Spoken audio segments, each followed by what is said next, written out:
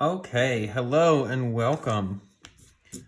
Today's art lesson is going to be a groundhog because maybe you've heard February 2nd is Groundhog's Day. That's when Mr. Groundhog comes out of the ground, and if he sees his shadow, we have 6 more weeks of winter, and if he doesn't see his shadow, we have an early spring. So today we're going to learn how to draw a groundhog, and we're going to use a lot of simple shapes that you guys probably already know how to draw. So make sure you have your paper and your pencil ready. I'm going to draw in marker today so that way you guys can see it really well. All right, so let's get started. Okay, the first step, and I'm going to go a little bit slow, is going to be making 2 dots. Okay, but we don't want to just make them anywhere on our paper. We're going to put them kind of right in the middle. So we're going to make a circle and another circle. We're going to space them apart. So maybe if you take your 3 fingers, and if they're that far apart, that's probably really good. Way to measure there.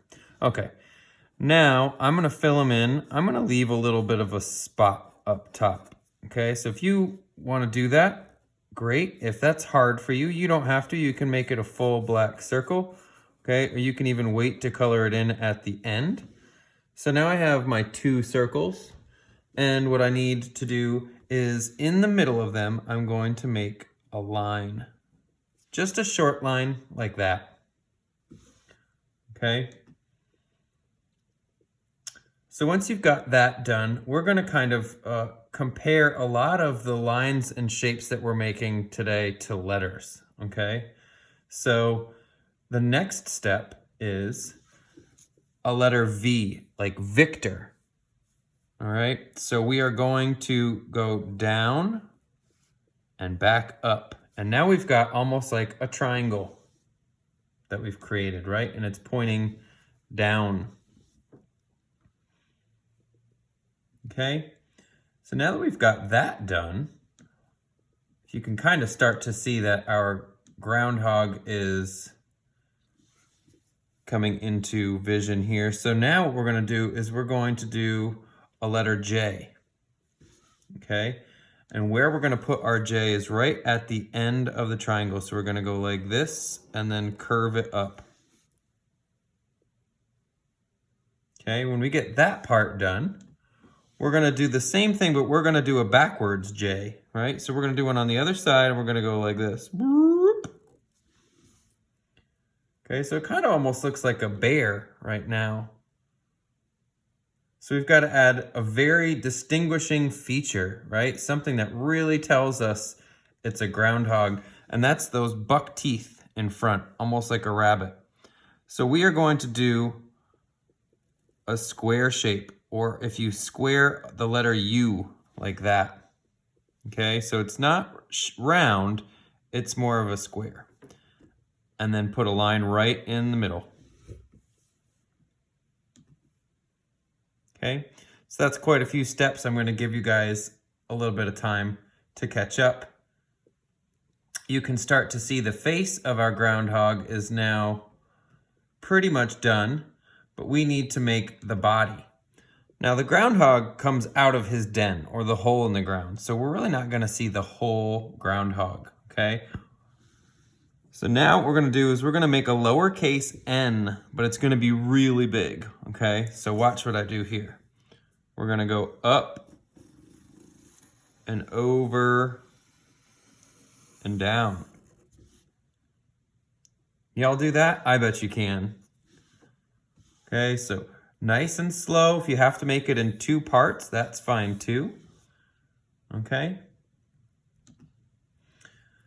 So this is the body, kind of the head of the gopher poking out of the ground, but we don't have the ground yet. So the next thing we're going to do is draw a line. It can be straight. I like to curve mine, and I'm going to curve it just like this. Okay. You see my line of my gopher doesn't touch there, so I'm going to bring that down. So now it does. Okay.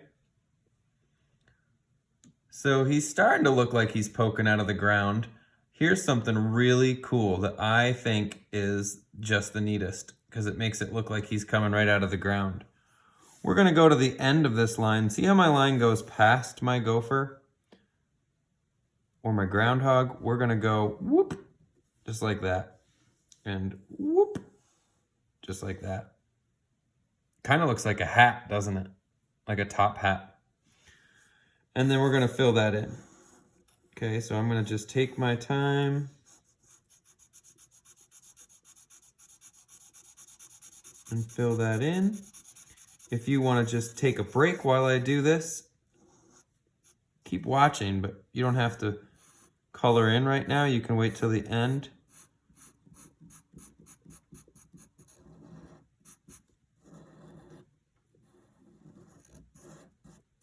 Okay, so we're almost there. We still got to add a few things to our groundhog, and they're pretty important things, so we can't forget them.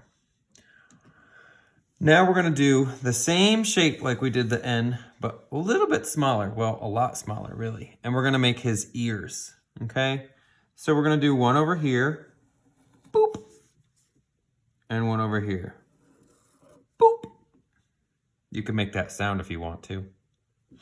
And then we're going to go 1, 2.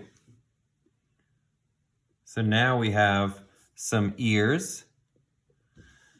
And then this is probably my favorite part of the gopher. And it's gonna be his little arms. And we're gonna do 2 letter U's, like unicorn. And it's going to go right here, boop, and right here, boop. And then we just add 2 little lines. Oops. And there you have it. There is the groundhog. And this is for those of you who like to add just a little bit of extra stuff. I'm gonna just use a zigzag line and go like this. And another one over here, going like this for some grass. Okay, if you want to put a sun in the sky, maybe that groundhog did see his shadow. I think he did this year. So that means we're gonna see another 6 weeks of winter. So you can color any color you want. Brown is usually what I would suggest because they're generally brown or brownish and grayish, okay? And have fun with it. So I'm gonna get going on that. I hope you guys enjoyed this, and I'll see you next time.